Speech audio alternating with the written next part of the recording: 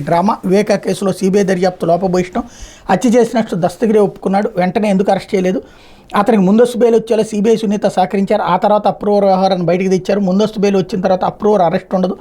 ఇలా దస్తగిరికి ప్రయోజనాన్ని కల్పించి వారికి కావాల్సిన పేర్లను చెప్పించారు అంటూ ఎంపీ అవినాష్ రెడ్డి స్టేట్మెంట్ ఇక్కడ ప్రధానంగా హైలైట్ చేశారు. మాజీ మంత్రి వైఎస్ వివేకానంద రెడ్డి హత్య కేసులో ఉన్నది లేనట్టు లేనిది ఉన్నట్టు సునీత చెబుతోందని కడప ఎంపీ వైఎస్ అవినాష్ రెడ్డి చెప్పారు.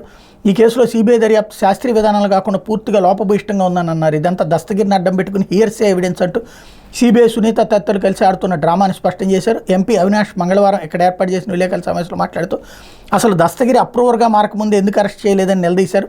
వివేక్ హత్య జరిగిన 40 రోజుల తర్వాత దస్తగిరి సిబిఐ ముందు వాంగ్మూలం ఇస్తూ అతనే హత్య చేసినట్టు ఒప్పుకున్నాడు. వెంటనే అతను అరెస్ట్ చేయాలి, కానీ సిబిఐ అతను అరెస్ట్ చేయలేదు. పైగా అతనికి ముందస్తు బెయిల్ వచ్చేలా సిబిఐ సునీత సహకరించారు. 2021 అక్టోబర్ 21న కోర్టులో దస్తగిరి ముందస్తు బెయిల్ పిటిషన్ వేస్తే సిబిఐ అభ్యంతరం లేదని తెలిపింది.